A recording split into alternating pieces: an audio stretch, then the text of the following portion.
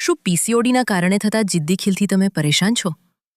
કોઈ ખાસ ડાયટ કે યોગ ટ્રાય કર્યો છે? પીસીઓડીમાં થતા ખીલ એ માત્ર ચામડીની સમસ્યા નથી, પણ તે શરીરની અંદર વધી રહેલા એન્ડ્રોજેન્સ, પુરુષ હોર્મોન્સ અને ઇન્ફ્લેમેશન, સોજોની નિશાની છે. જ્યારે હોર્મોન્સ ઇમ્બેલેન્સ હોય, ત્યારે સ્કિન વધુ પડતું ઓઇલ પેદા કરે છે, જે ખીલનું કારણ બને છે. ખીલ એ સંકેત છે કે તમારા લોહીમાં ઇન્સ્યુલિન અને ટોક્સિન્સ વધી ગયા છે.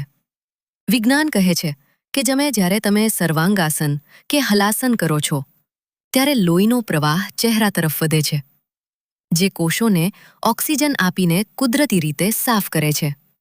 યોગ રક્ત પરિભ્રમણ વધારે છે, જે સ્કિનના રિપેરિંગની પ્રક્રિયાને ઝડપી બનાવે છે. સાથે જ શીતલી પ્રાણાયામ શરીરની આંતરિક ગરમી ઘટાડે છે, જે ખીલને શાંત કરે છે. અંદરથી સફાઈ કરો, બહાર ગ્લો આપોઆપ આવશે. રોજ રાત્રે સૂતા પહેલા 5 મિનિટ અનુલોમ વિલોમ કરો. આ તમારા સ્ટ્રેસ હોર્મોન્સને ઘટાડશે, જે ખીલ વધવાનું મુખ્ય કારણ છે.